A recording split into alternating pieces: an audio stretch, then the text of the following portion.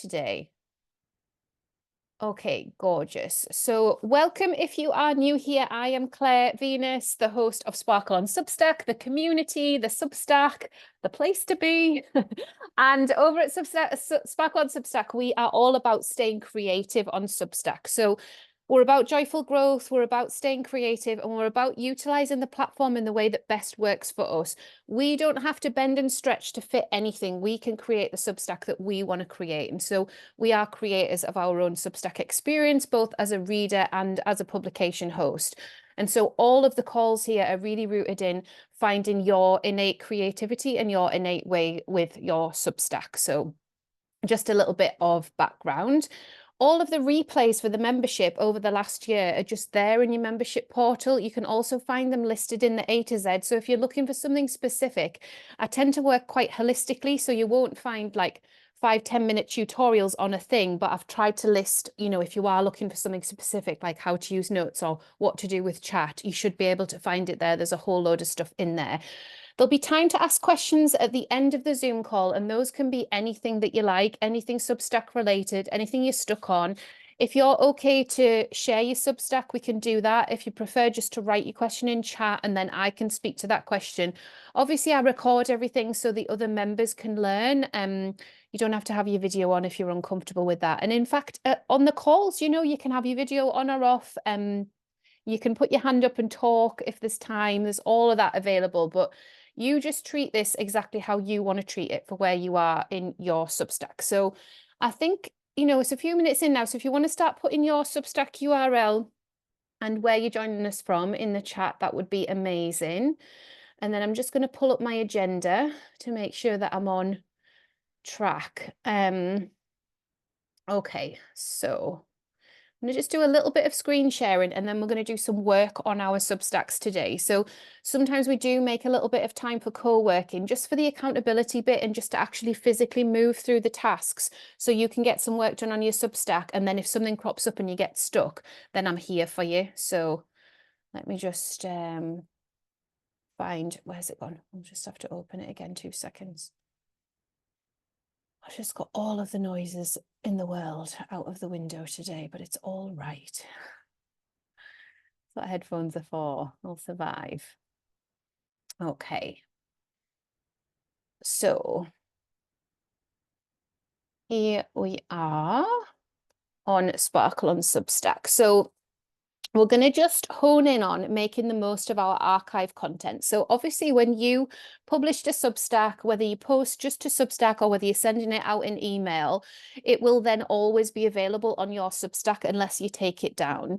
And we can really make the most of that attribute, that feature within Substack, and think about how we want somebody new arriving in our space today to navigate through that content. So everybody will have a different user experience of arriving on your Substack. If they've signed up and they're getting your emails, they might never end up on your website. But we are trying as much as possible to try and remind them of the different things that we've got on offer, especially if we're offering a paid for community or a paid for membership. So we have this navigation bar along the top where you can add and take things in and out of. This is prime real estate on your Substack. So you want to be really thinking about the words that you use and also the order of these tabs for your Substack. When people are clicking into these, instead of it just being one post or one page with one thing on it, we want to try and be using more of a catalog system so that people can actually find and access more of your content, thinking about how they might travel through our content. So an example would be the A to Z here.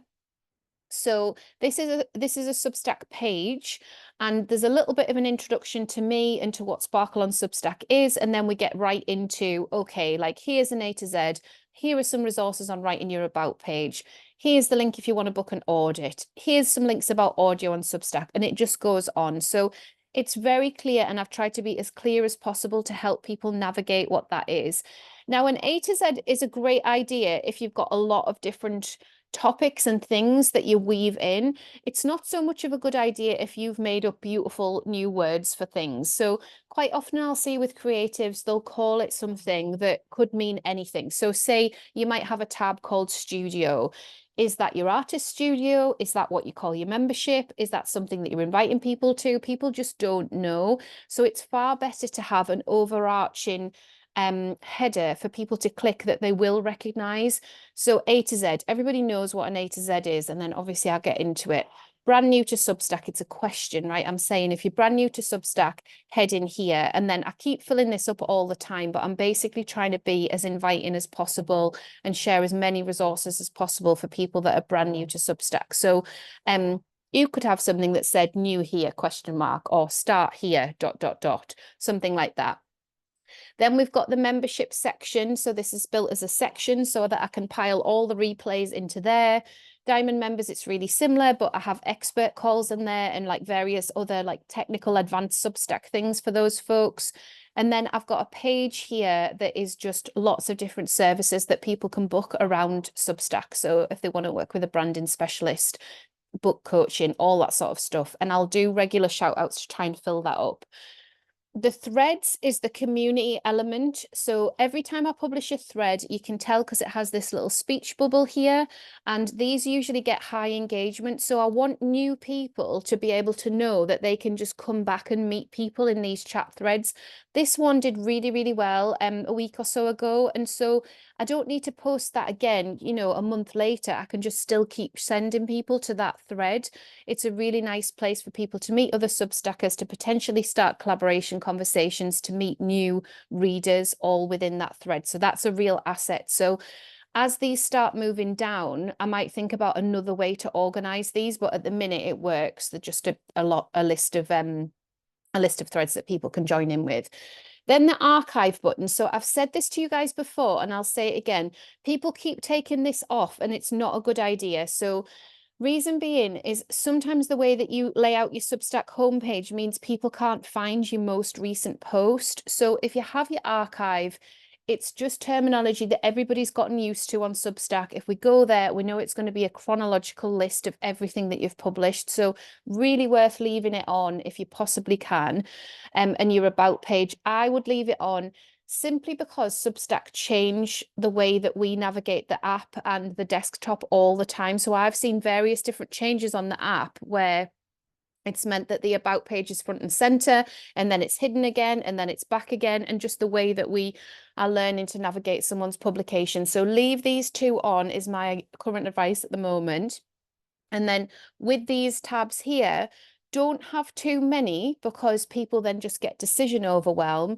Try and speak directly to either a free subscriber or a paid subscriber if you've differentiated that yet in the navigation bar, and make sure it complements what else you've got going on in your publication.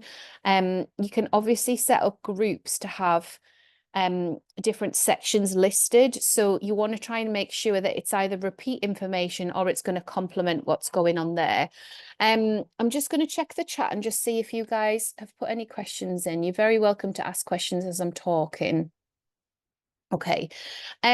So in terms of how we can make the most of other archive content we've got, have you guys ever had a post that's done relatively well where you feel like, oh, that one stood out in comparison to other posts? Anybody ever had anything like that?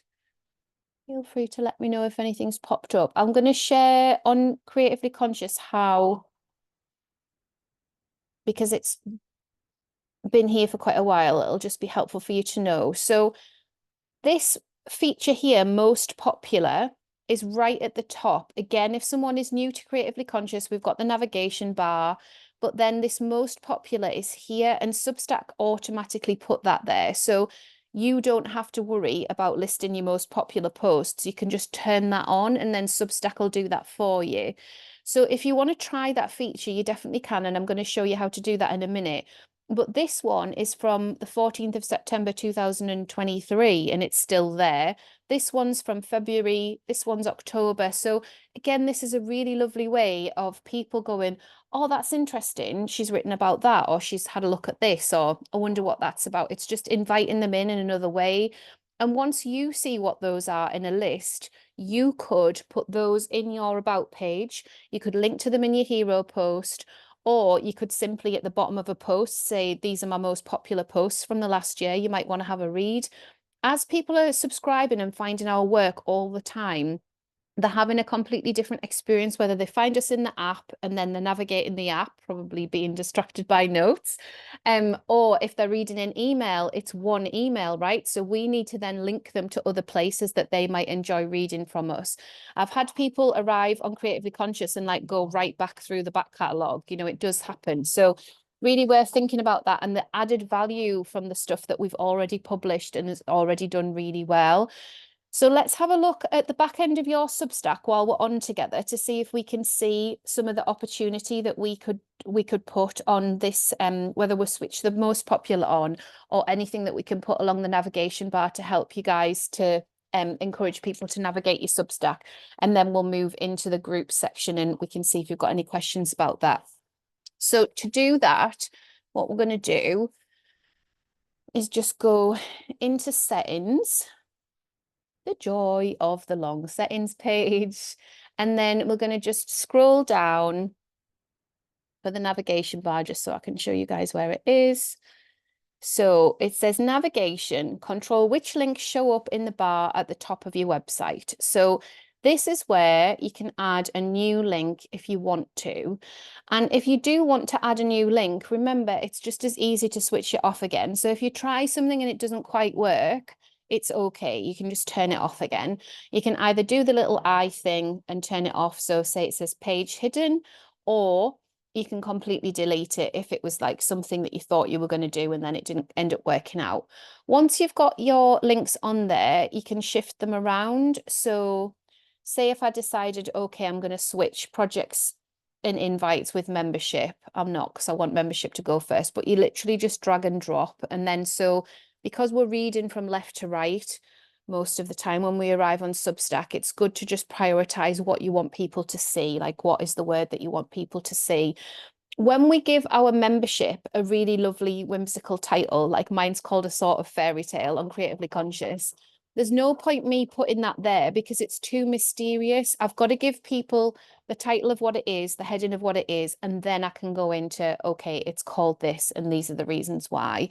So you've got to always think about that kind of header, that kind of top-down approach. So when someone clicks membership here, I've even put a pound sign next to it. I should probably put $$ as well, because people in other countries do pay me as well. And then I've got a reintroduction, an introduction to the membership, and various different hyperlinks, various different reminders of the replays and stuff. So that's all there from the navigation bar. So people get to see quite a lot of content from me from that one click in the navigation bar. So really worth thinking about that prime real estate and what you can do. It's so loud outside. Sorry, guys. I hope you can't hear that. Okay, so when we're thinking about the most popular, let me just show you how to do that. So we go into site design, and then from here we can change our layout. So depending on what you post and how much you post and what your topics are, will depend on what you want to choose in terms of your layout. There are a few different layouts that work for Creatively Conscious, and this is the one that I'm working with at the moment. I'm also working with pinned posts. So can you see that one's got a little pin on it there? This one has a pin here as well. So I'm putting those top because this is my most recent and it's been relatively popular. It's like a memoir piece, so it's something different than people usually see from this publication. And then this is the latest replay for my members.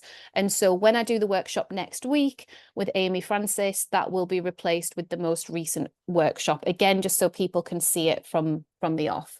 So when you come into here, there we go. So you've got various different formats you can choose here, and you can just play around with what you think you might want to try. So feature hasn't made too much difference. If I choose newspaper, it's going to put that one in the middle. This can work really well because that image can be very inviting. You can invite people in with text or a really strong image of you or a really strong kind of articulation of what your publication is about if you choose that one. And then this one is the one where it sort of grays out the side and puts the text on top. I feel like it's okay, but it sort of spoils the image for that one. So I wouldn't necessarily choose it for this publication. Then highlight, we've got that one. Podcast, is going to put my podcast at the top, but it's not really a podcast. It's like a voice note thing that I do. So I'm not going to do that. And then feed of posts, obviously that's not going to work great because it doesn't really show people what is part of the publication. So I'll take it back to that one. And then that's where you've got your group. So that's when you can start organizing your sections and your tags. And I'll go into this in more detail further in the call, but let me just show you down here.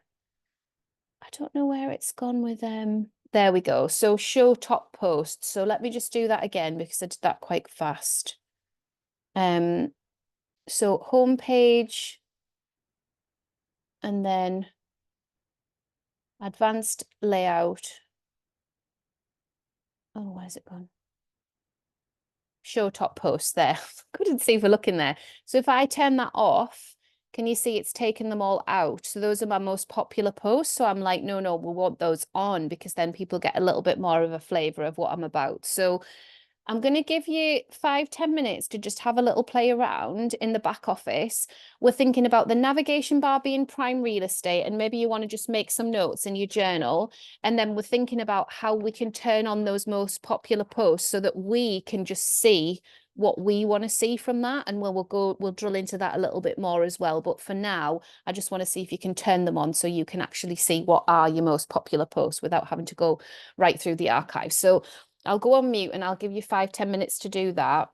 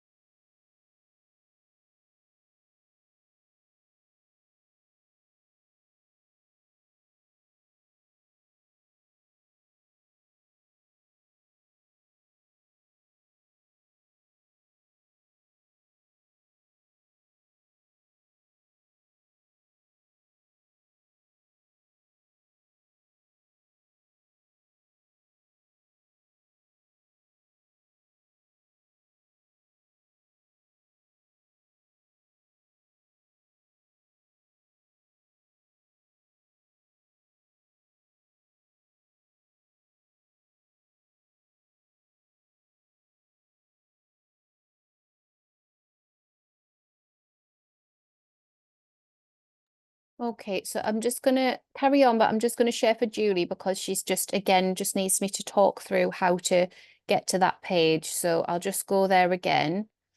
So when you are in the dashboard of your publication, so you're going to be in your publication dashboard, you're going to press settings, and then you don't have to go too far. It's like the third one down. It's called site design, and we're going to press customize. And then when we press customize, we get these options. So your branding, we're not looking at today. That's your colors and your fonts and stuff like that. We're going to click homepage.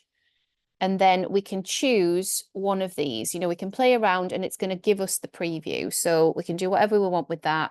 And then we're going to have that top posts toggled on so that we can see what our top posts are to see if it gives us any intel for helping subscribers to navigate. Hope that helps, Julie.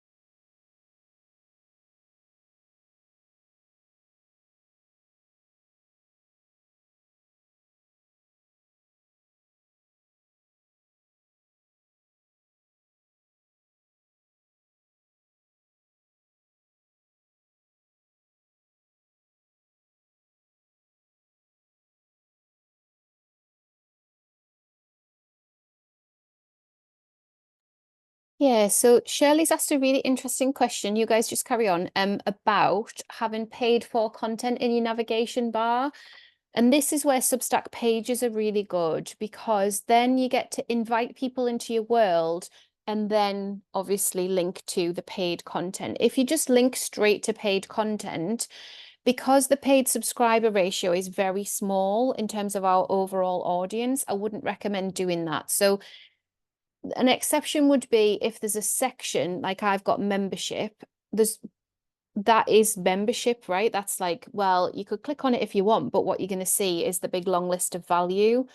But it's a big long list because that's a section. If it was a tag, then it would also be a big long list. I think you need to model the value, you need to show the value. So it definitely shouldn't just be one paywalled post in the nav bar because you're not using up your prime real estate. If you do that, you need to set it up as a page.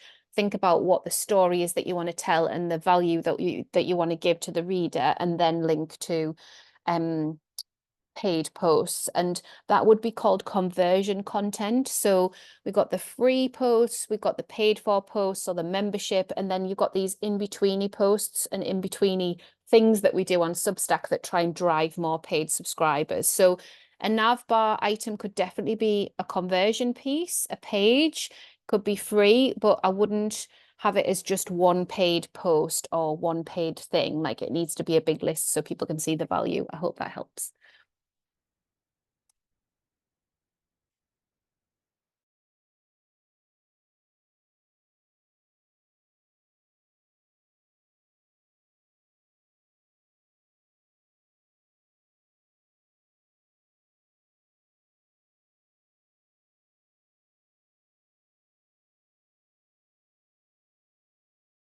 Okay, I'm going to give you 2 more minutes and then we'll come back to sections, groups, and tags on the homepage.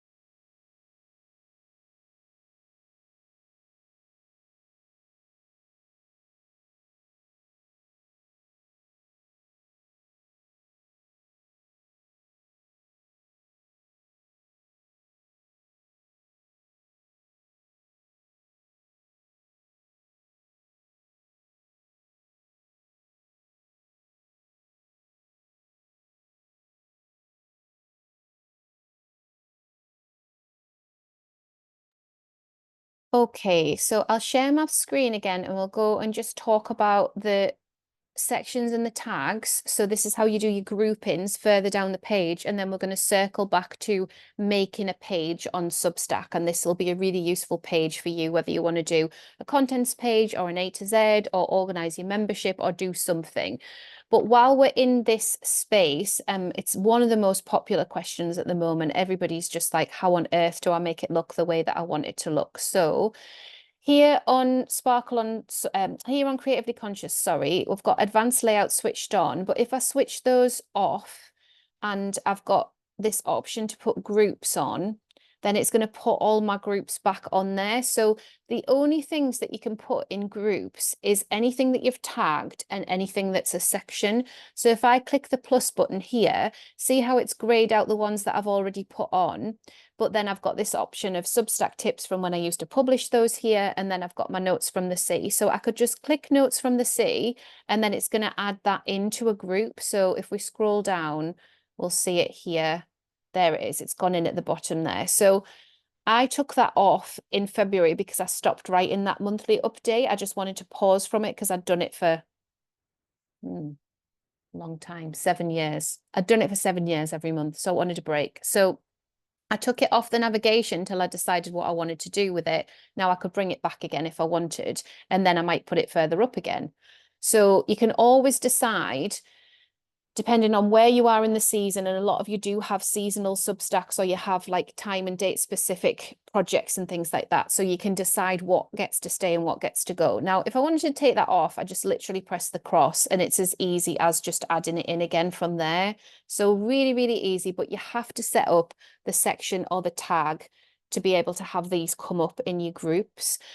Now, the other thing that it's given us the option of recently is we've got this advanced layout option, and we can write a message based on the person that is landing. So if someone hasn't subscribed, I'm going to invite them to weekly posts from the Northumberland Coast in the UK. Very simplistic message. You know, there's a bit of romance in there. I'm telling them that it's weekly. That's what they're going to get. Anyone that's a free subscriber, I'm saying welcome back. So they're going to see that one. Welcome back. It's lovely to see you. Nothing else at the moment because I couldn't think of anything, but I could adapt that. And if it's a paid member, thanks so much for supporting me and my work and being part of the creatively conscious community. So it depends who you are as to what message you would see here. Now, one of the things I've been struggling with recently is when I turn that on, I've lost all my groups. So I got Christy Keller on the phone last night on Zoom for my magazine group. And I was like, Christy, what on earth is going on? Like, why can't I have both? I've seen it on other Substacks. What do we do? So we have to add a content block, and then we say what we'd like. So say if we put the grid in there, then it's going to give me the option of recent posts or tags or sections. And this is where it gets a bit like, there's a lot of decisions to make here, Substack. So you can see why I've always kept it super simple. And it's only now that I'm starting to go, okay, I do like that message. That's a really nice message to be able to give to people high up. But I also want them to be able to find the thing that they want to find. So I need to add back in self-seed your business. I'm going to say 3 rows. That's quite a lot of content. Actually, maybe not. Maybe I'll just do 1 row. So there's so much that you can do now with this advanced format. And then I'm going to have to add another block, do the same thing again, put another tag of membership and workshops.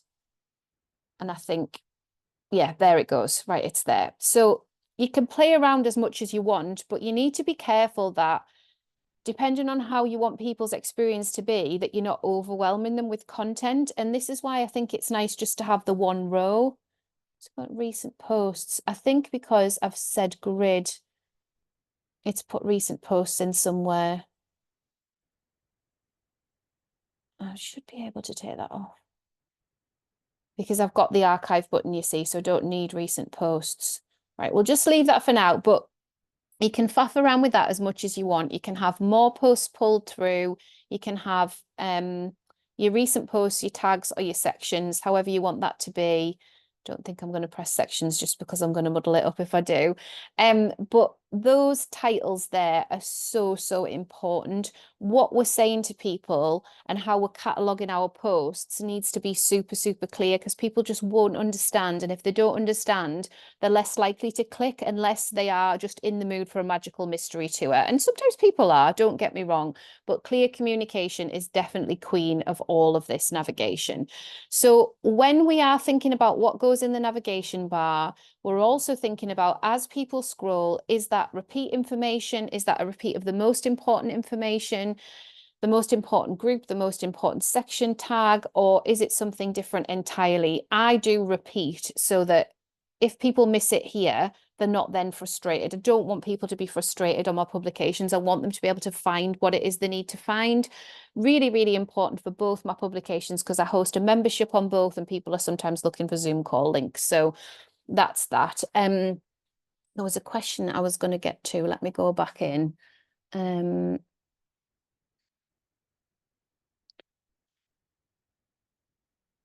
Oh yeah, Brian sharing his Substack. I'm going to go and have a look at that in a second.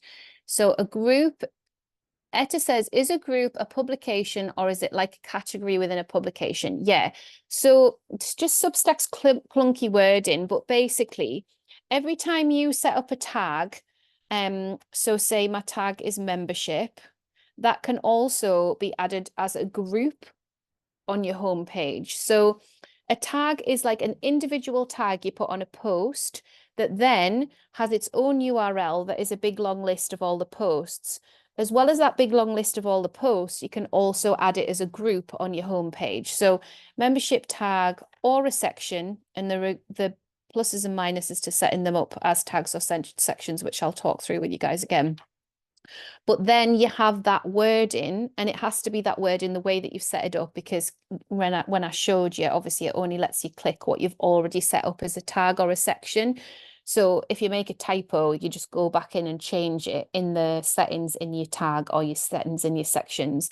And then that group obviously is then the option that you get here. So this is a group, this is a group, but the group is derived from you setting up a tag or a section. That's the only way you can get a group of things on your homepage. That's the way it builds it. So just Substack's language, but yeah, that's how we do that. Let me just see if I can troubleshoot for Brian. And then I can come back and we can build our Substack page. So is it this one? Yeah. So Brian's saying, got a link to a post, but when I click it, it goes into the post, but the navigation bar disappears. How do you keep the navigation bar at the top of, right, okay. So you've basically, in the navigation bar here, like this is just a click, so like a website click, right? So it's taking us from one place to another place. So here on Sparkle, if I was to click into membership, because this is a section, this is why it's set out like this. So we've still got the navigation bar and we're in the section that is called membership. If I go into the post page, sorry, that is the A to Z, then we lose the navigation bar because we've gone into the URL of a page. If I go into a tag, so this is a tag, then we've gone into the navigation for the tag and it's letting us keep the navigation bar there. I hope I said that correctly. Does that make sense? Yeah. Yeah, good. Good, great. Thanks, Brian. So Julie's saying, can you add tags or sections to posts retrospectively or change them? Yeah. Yeah, you just edit the post, and I can definitely walk that through with you. Weekly post from Northumberland. Yeah, okay. So Jen's got it, I think. Yeah, Jen. So it is confusing. This whole area here, Substack have added in so much functionality that my advice to everyone is to find the simplest way that enables you to help new people and existing people and your paid members navigate your homepage, and don't worry too much about all the things that you can press. This is why always just good to just draw it out, write it out first, and then make that happen. Because once you get in here, you're like, whoa, that's a lot. There's a lot of options. And actually, if we just stick to the plan, what do we want our free subscribers to do? Upgrade to paid, read our stuff, share our stuff. What do we want them to do? Read 3 of our pieces and share one? Like, really think about what we're inviting them in to do. So for people that are brand new to Substack, I want them to be able to find the advice that they need really easily. They don't have to upgrade to paid. They don't have to be part of the Sparkle community if they don't want to. They can just find what they need to find and help me to reach more people. No problem. Now, other people get a little bit more guarded around their writing and their creative content online. They have very few posts in front of the paywall, and what they're trying to do is drive everybody to pay. Totally fine. Whichever way you set up your Substack is totally fine, and you can set up your homepage to complement it. The issue is if someone is brand new to Substack and the concept of Substack and publications, and brand new to your Substack, and everything they click has a paywall next to it, they're not going to feel very invited, you know. So they might not subscribe because they're like, well, what am I subscribing for? The only things that I can get is paid stuff. So we really have to hold our free subscribers.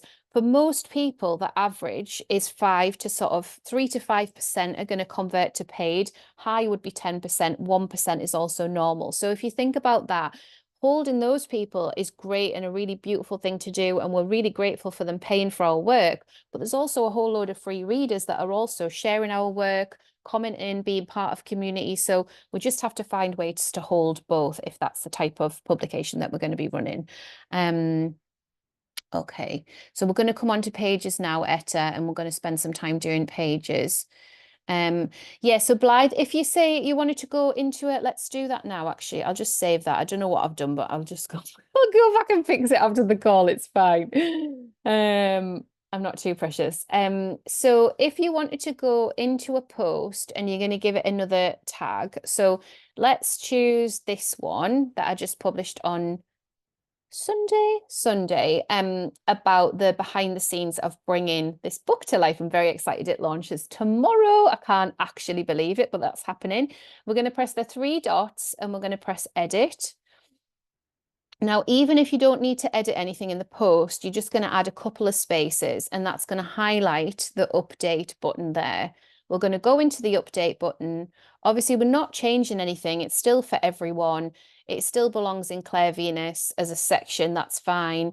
I'm putting it in Self-Seed Your Business. That's fine. But say if I decided, oh, I also want it in creative projects, why not? Let's stick it in there as well. You just simply add that. If you thought of a new idea for a tag, so say books, you just type the word, click on it. I've made a new tag in my publication there. So anytime I want to go back through and I've spoken about books in any shape or form, I could add that tag, and I'm going to have a URL. As soon as I've made that adjustment, that amendment, I've got a URL with every time I've spoken about books, which is obviously just this one time. And then instead of doing anything scheduling or anything like that, we're just going to press update now.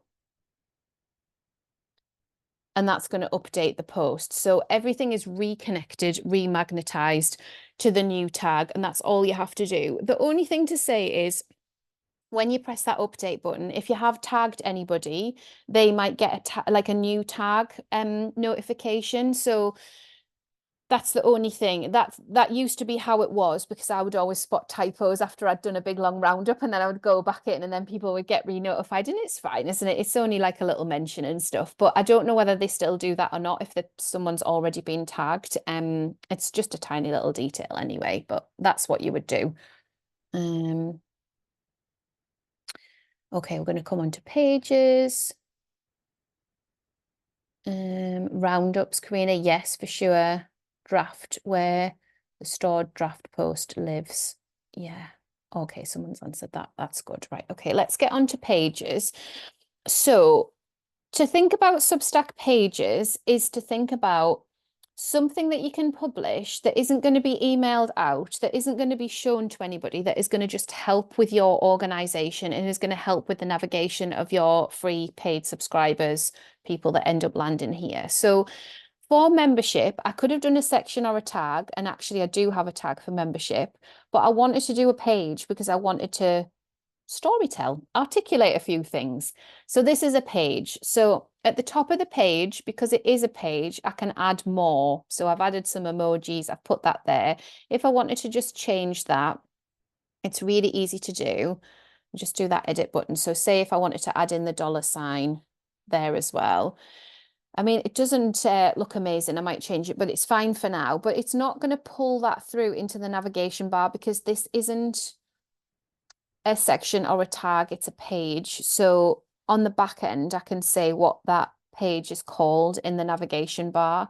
So I've done a little bit of a blurb. I've done a little bit more of a blurb about what the membership is, and then a little few bullet points. And then I've given people the things that they can click back through. The thing about paid subscriptions on Substack is it's really competitive unless you're a big name, right? So it's competitive to convert people to paid. People swap and change their paid subscriptions all the time. So what we need to be doing as publication hosts is demonstrating the value. So if somebody joined Creatively Conscious today for £5, so that's the monthly fee, £5, they get access to all of this. That is just the model. That's the way it's set up. So that is a ridiculous amount of value for £5, and it's a great amount of value for £60 as well. This paradigm of resources doesn't really exist outside of Substack. Substack is like its own ecosystem where people are like, okay, like I'll pay this much for that, and then I'll get access to all of this.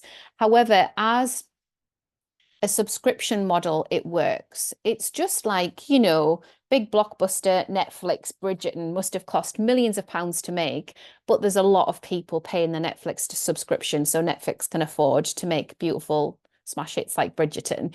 So when you're setting all of this up, I know this crops up for you all around, well, I can't just give away my work, like all of this work and all of this resource for this little money. But the way that we need to see about it is that people feel like they've already had their value, and that's why they stay. So they've had the value and they'll just keep paying and keep being part of your community and keep coming to things if they want to come to things. But they won't get that sense of, and this is a real top tip for you guys, they won't get that sense of, oh, I'm not really making it to anything, so I'm not going to pay anymore, because they've already had the value. You've already shown them, here's all the replays, you guys just go for it. So once that's set up as a page, then a savvy thing for me to do would be to link it in the about page, to put it in the welcome email, both to free and to paid. I could say to my free people, if you do fancy joining the membership anytime, here's some more information about it. It's essentially a very soft sales page, and it could be much stronger as a sales page, but you know, I've had the time that I've had, it's fine. So it's all about just directing people in, like gently sort of suggesting this is what's here. You do a beautiful post on Substack and it goes into people's email. 80% of your people read an email. They don't know that this exists. Why would they? Because you haven't told them. But if you link to this page, then they know, you know, they click on it, they see, and that's when they start upgrading and understanding. We're really the only ones that understand our work. Like even our biggest fans are still like, what's she doing again? Oh, I've missed that. What's that again? Like people just aren't close to our work the way we are. So we have to keep putting it in front of them, and we have to keep giving them that opportunity to get to know us and our work as much as we can. So let's get into the pages then. So say if you wanted to do a contents page. So Christy's helping me with this one. Christy, if you've not met her, is an amazing Substack VA. Christy Keller, look her up. She writes Unstack Substack and she writes some really good posts. She's a great Substack VA. So she's helping me with this. So I decided that rather than have a big, long, epic contents page for my whole Substack, because I've been here since 2022, I'm just going to have a contents page per year, and I'm not going to list every single post because I publish weekly, and that's going to be then 52 posts. I don't think anyone needs a 52 page content page of my Substack. I just don't think people need that. The lads are now chasing the chickens. We're getting our pet chickens picked up at 5. We've had pet chickens for like 8 years, and I'm so sad about it, but it's just the way it is. But they're coming at 5 and the chickens keep getting out. So the builders are like chasing the chickens and putting them back in the coops. It's bonkers. Anyway, stay on task. So contents at the top, and then you can organize this exactly how you want to organize it. So obviously at the minute, this isn't live anywhere on Substack. This is just something that I'm working on with Christy, and I've given her some ideas. But if I was to go into edit this, now where you could do, okay, the months, for example, the months of the year, the seasons. So you could just narrow it down even more. So we're in summer. So say if I started it in winter, spring, summer, autumn, and then you could have whatever the names of your groups are or your main sections. So mine would be self-seed your business. And I had to laugh at my husband the other day because I've been doing self-seed your business for at least a year, and I said it and he was like, what's that? I was like, Dave, it's my thing when I talk about planting wildflowers and letting things grow in your business while you're asleep. So I would write a little bit of blurb there, and then obviously I could just go and grab the tag. So let me do that for you so you can see, just in case some of you guys are new. So, okay, I've lost my section off the home page. So let's just do memberships instead. And I'll put that back just because I added in that other thing. Right, here we go. And so then I can either make this a hyperlink, and this depends on your writing style, how you want to do that. But if someone sees that underlined, they might not know that they can click on that. So I might want to say, okay, like, let's do a custom button then. Let's click here.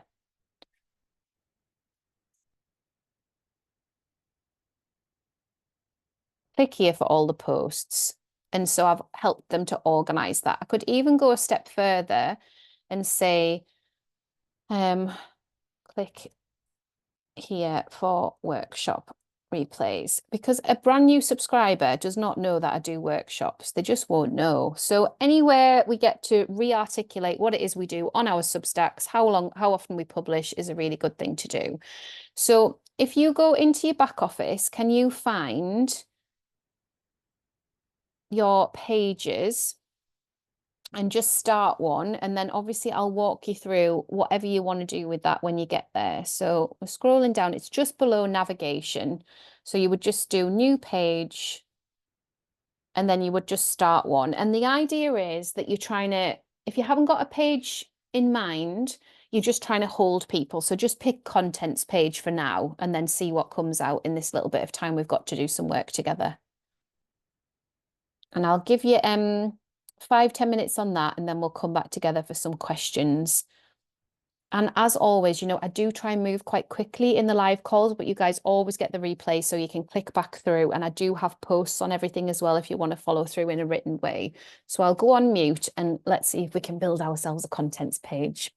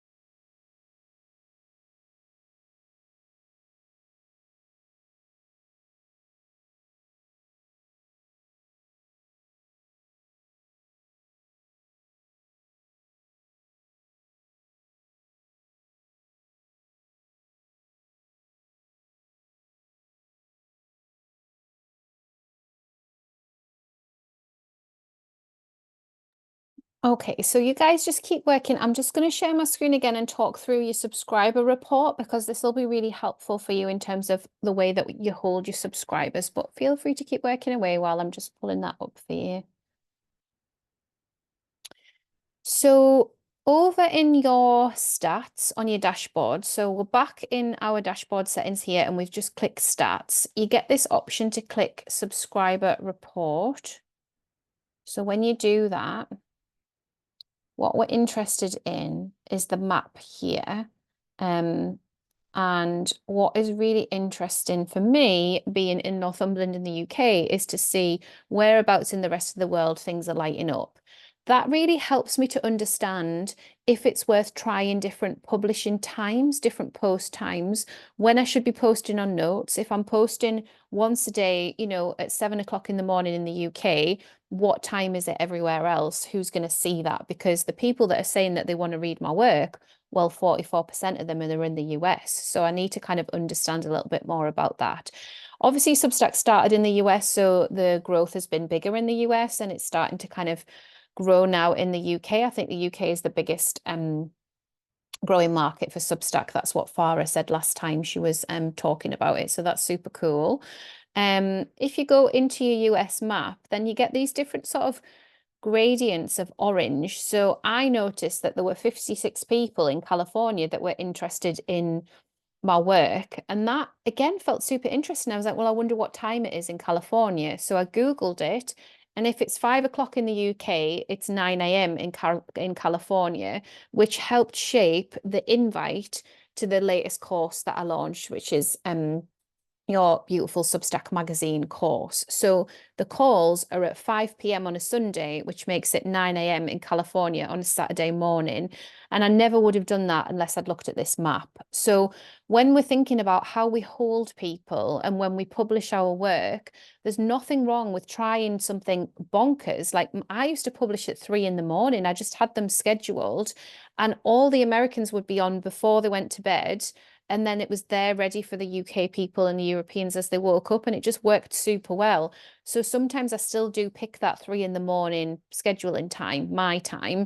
You could be missing something if you're just locking into, oh, well, lunchtime Tuesdays is good, or, first thing on in the morning on Sundays. It might just be worth flexing that a little bit and just trying just to see who else gets that in their feed first thing, especially if, like me, you've got a high percentage of subscribers in other countries. So I wanted to just show you that and let you guys have a little look for yourself and see if you notice anything cool or interesting. You can share with each other in the chat if you'd like to. You can carry on working on your page for a little bit, and then we're going to go to questions at 3:30 my time, 4 minutes time.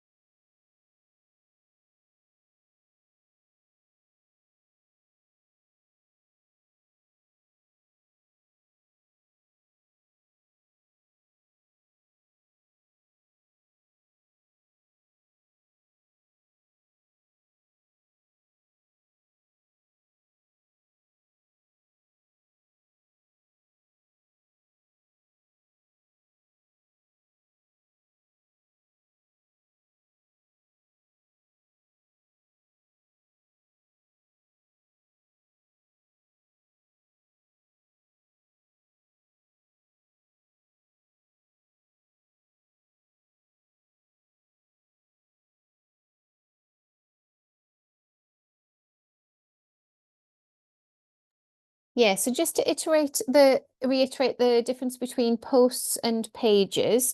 Pages are just a static web post, web page, sorry, try this again.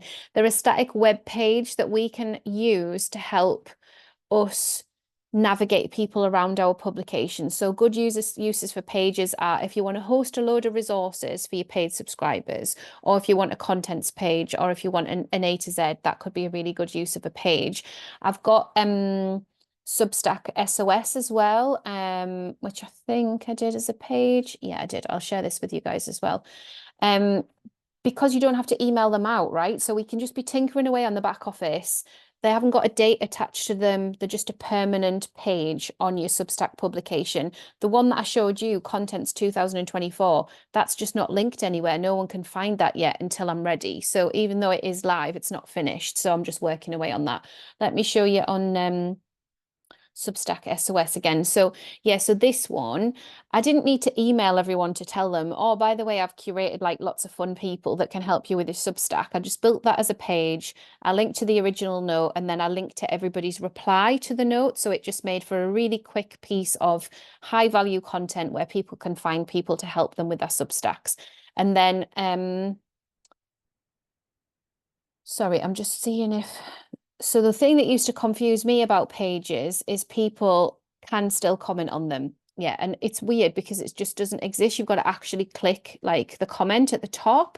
So a few people have said thanks for putting this together. So they're people that found it once I pushed it out on notes, or maybe I linked to it or I mentioned it in a call or whatever. That's how those people have found it. But you can't turn comments off for pages. There's no way to do it. You can pin them, so that's good. And obviously you can make a copy as well, which is a really good feature in Substack, just to know about the duplicate a post copy or duplicate a page copy so that you've got everything there. But you can't turn off comments, so it's a bit of a weird one because it's not, you don't really need anyone to comment, but it's nice if they do, but that's what that is anyway. So hopefully that's cleared everything up. So we're about 3:30 now. Let me just check my agenda and make sure I haven't missed anything for you guys first off, because I am massively distracted by the noise outside. That's all. I don't want to miss anything.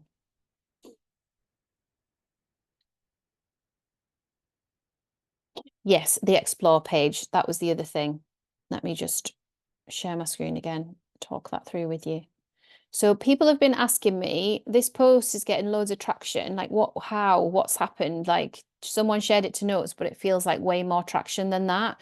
So what happens is sometimes when the algorithm on Substack picks up that a post of yours is doing relatively well, it'll be in the explore page over here. So you might not know, but it might just be in this curated for you pick. It might be in staff picks as well, if staff have kind of picked it out. So it might be here, and this is going to drive more subscribers over as well.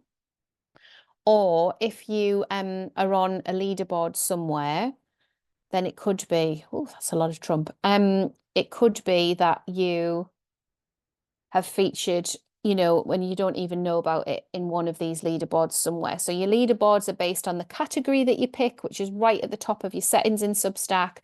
Usually you're only going to start showing up in a leaderboard if you've got paid subscriptions turned on. So for Creatively Conscious, I forget which category I'm in now, but I'm on like number 77 or something. And then Sparkle is like number 15. It's like flying, it's doing so well. But it gets boosted up if a post does really, really well. So when I went into spot 15 with Sparkle, the money didn't change, but the engagement was really high on the collaboration post. And that was on the explore page. When I clicked in, it was here on the explore page. It was right at the top. And then, you know, it might last a day or two there. Sometimes I see the same ones again and again and again here, but yours will be curated for you. So it's just worth knowing that that's where some traffic might have come from. And I wanted to mention that. If you feel like that's happening and you're feeling like there are more likes and comments and stuff going on, it's a really good time to be resharing that to notes, because for whatever reason, people have really picked up on whatever that post is, and it's a good time to just get more and more people over. And then that will seamlessly bring us back to it sitting in the most popular spot. Let me I'll just update that before I go off it and lose it. So if that has been one of your most popular, I know you guys haven't said anything in the chat about this, but it will end up in here if it's pushed out via the explore page, if it's pushed out via notes, if more people see it than your usual number of subscribers. Okay, so questions, thoughts, is it baffling to think about how to hold your subscribers and make the most of your archive content? Think about other people in other countries receiving it. Has anyone got any questions about that stuff or general Substack questions? I'm super happy to help. Anything at all, you can pop it in chat, or you can put your hand up, whatever you prefer. Okay, I think we've got one. So Shirley says, what would your advice be for someone who's just starting out and as a real good girl, she's watching all the replays and trying to write and set up every single thing and it's beginning to feel like a lot, asking for a friend, of course. More important parts or do the first or anything like that? Yeah. So Shirley, what I would do is I'll share my screen just because this is going to be the easiest way around to explain and to anybody that's watching the replay as well. So and I actually feel like I need to do something more about this because it's a really good thing. So in here, I did a homepage setup challenge. I'm going to put the link in, so don't worry, you don't have to do this scrolling. And in this post, I then curated the rest of the posts that went out weekly. So we did what's in a logo. We had a good old chat about logos. We had a good old chat about pages. We did our bios and then the boilerplates. And then we did homepage navigation, pages, sections, tags. And that just helps everyone feel like, okay, I've set it all up now. And then everything else starts to flow out of that. So I'll put this in the chat, but I would start there if you're feeling like there is a lot of information, because there is, but it just means you can just follow through and literally read those posts. And then there are videos linked as well. And then you'll have your homepage set up. One of the biggest things to say about the aesthetic side is that can follow later. So, you might look at Sparkle and think, oh, well, that's all so beautiful. And it's, you've set that up and you've got your logo, this, that, and the other. But I didn't have my word mark until nearly a year of having this publication. I just had the word Sparkle on Substack at the top. I put this in much later because it wasn't the most important thing, and word marks are notoriously tricky to get right. And even on Creatively Conscious now, I don't have one. So just because we're invited to set things up and think about the design doesn't mean that we have to do everything. Like, look, that's got no word mark there. It's just the name. Farah Store doesn't have a word mark. She's got the sort of multi-six-figure selling Substack. Like, you don't have to do all the designy bits. If it feels nice to do or you want to work with someone on it, then great, you can do that. But you don't have to decide on the color of your page. And also you can change it in literally a split second. So set your homepage up first, get your head around what you're doing with your groups, if anything. Obviously, you can just keep it simple and just publish posts and see what comes out. But usually people have kind of quite set ideas about the types of content that they want to talk about. There's a workshop in the paid membership called Move Your Instagram Content to Substack. And in that workshop, I do like a deep dive into content buckets. So if you are confused about what you want to publish on Substack and what topics are going to feel good, go into that workshop as well. That's another good thing to be doing. Okay. You're welcome. Explore page editor. Yes, let me show you again how to do that.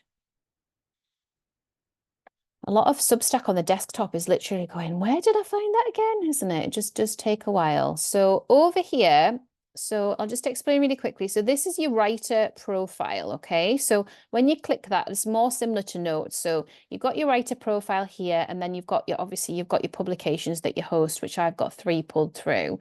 So as a writer on Substack, I'm then saying, okay, like show me what there is to read. Press explore over there. So that's there. And then obviously you've got writer dashboard and settings there. And the settings there are more about your writer settings than they are about your homepage dashboard for your publication. So for the publication, I would go into dashboard there like that. And then obviously here, I'm going to go into explore there. And I've got this whole other portal of loads of beautiful Substacks that I could read, subscribe to, different categories, all that sort of stuff. All good.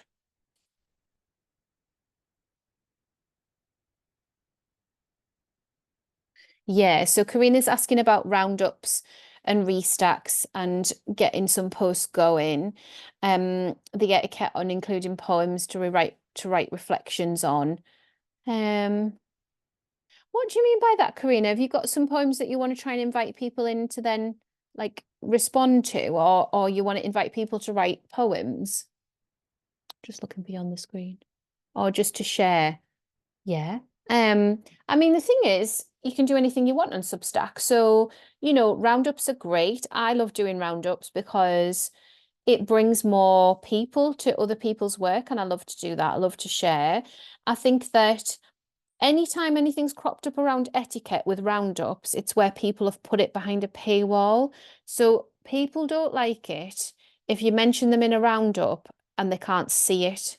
So that would be the only etiquette thing. I think in terms of doing roundups, it's just such a strong way to grow community and such a strong way to grow your publication. I would just really recommend anyone do them. So I have them for a few different things on Sparkle. I have them for Essay Club. So I don't know if all of you guys know about Essay Club, but I started something in sort of April time that was just an invite to write more personal essays, more personal posts. And so I do a roundup for that where I'll share a selection of that. Now, it's not in my navigation bar because it was one step too many to explain. So it would be really hard to find in this Substack here, but I know where I'm going to find it for you. So in the threads here, I did like a little chat where I said, okay, how's it going with Essay Club there? And then people were kind of responding and that sort of thing there. But then if I needed to find the roundup one, I'll have to just type it in.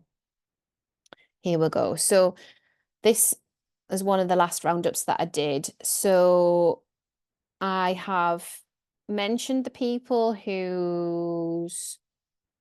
I've mentioned their publication and I've linked to the post, which obviously pulls through beautifully anyway within Substack. And then if I had their writer handle, then I tagged their writer handle as well. People, honestly, and I've done loads of these, don't click everything that you share. So we can see what people have clicked in the back office. So with this one, I think I maybe got to about 11, 12. 12. I could go and have a look now, and I could honestly bet the bottom dollar that this number 12 from Louise won't have had as many clicks as something near the top. It's just human behavior. So when we get too long a list, we either get overwhelmed and don't click anything, or we just click one thing near the top and then we move on and do something else.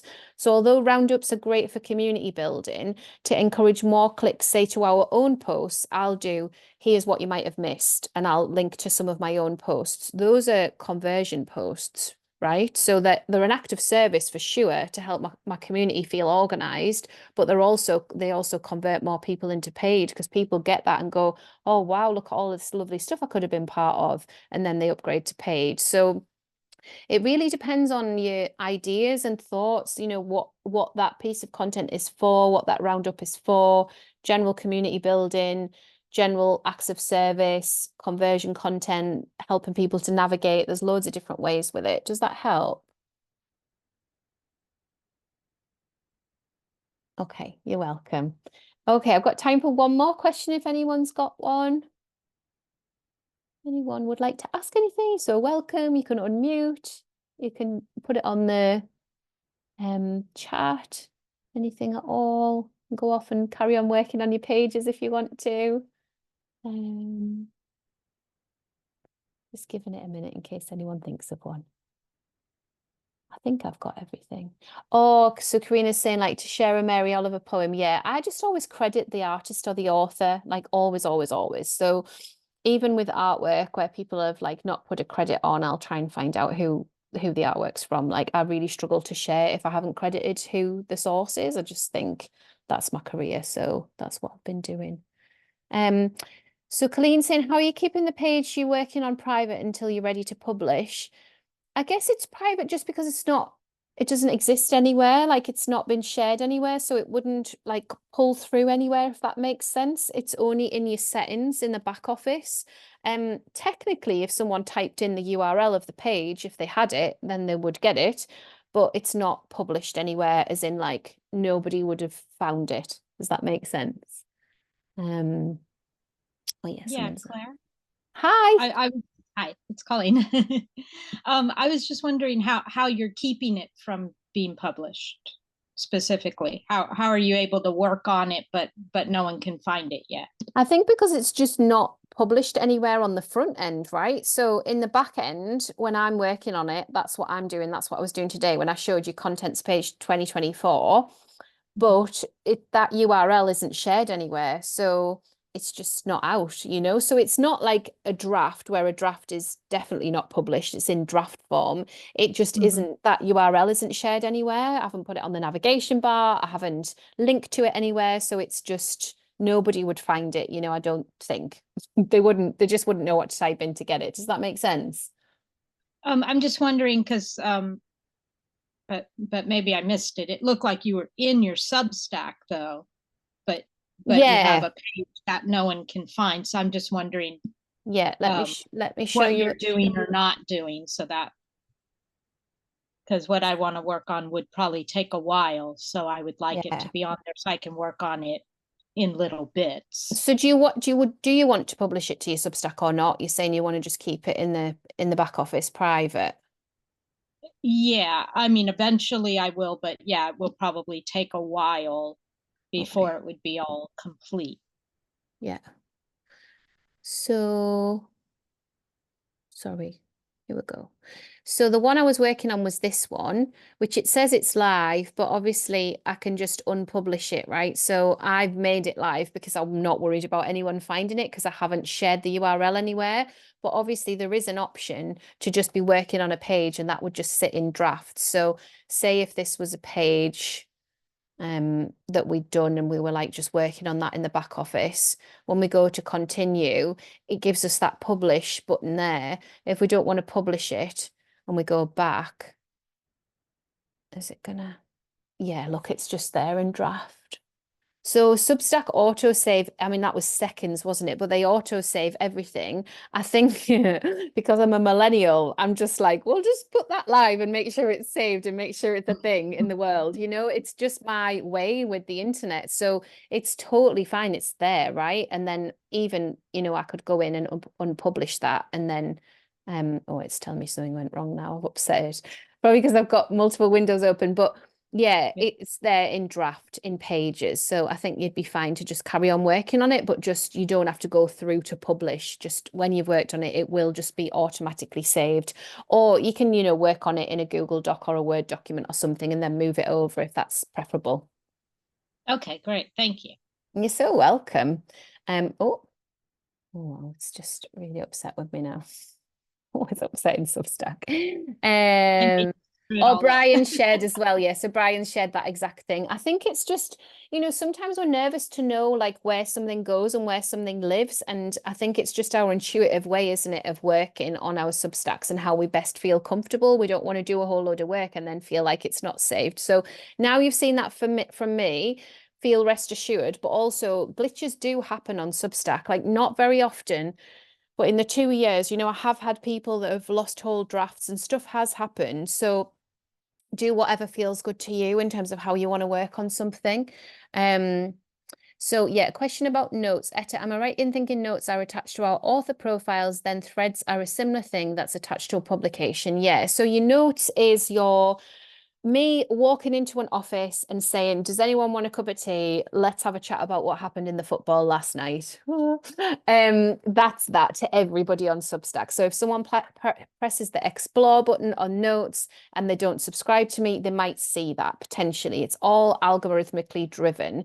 So they might see that. And then threads is something that we publish within our publication as a post, just a few lines of text to try and invite conversation, and that will only go to our subscribers.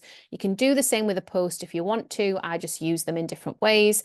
And then we've got chat as well, which I set up a chat this morning in Sparkle, which is an Ask Me Anything regular Monday chat. So anyone that's joined in the last week or so knows that, oh, okay, I feel really welcome, whereas they might have been feeling a bit lost or they might not be able to find something. And there's that weekly opportunity to bring everybody in a more intimate space. So those are the main differences. Okay, guys. Well, that was brilliant. I hope it's given you some food for thought. Do use a page in that navigation bar. Do think about how you can use that drop down, you know, massive real estate. You know, you can just keep going with a page. You can hyperlink loads of things in it, draw it all out, have a fun time with it. I'm going to start a thread probably on Saturday, if anybody wants to share what they're working on and how they're kind of problem solving around that stuff. I don't think it'll be my most popular thread I've ever done, but I think it's just good to do these things because as we're working through, things will crop up. So that'll probably be on Saturday.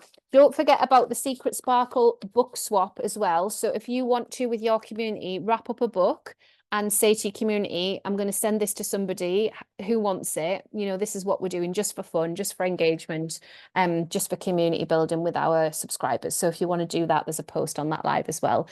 And I think that's everything. I shall see you next time. Take care.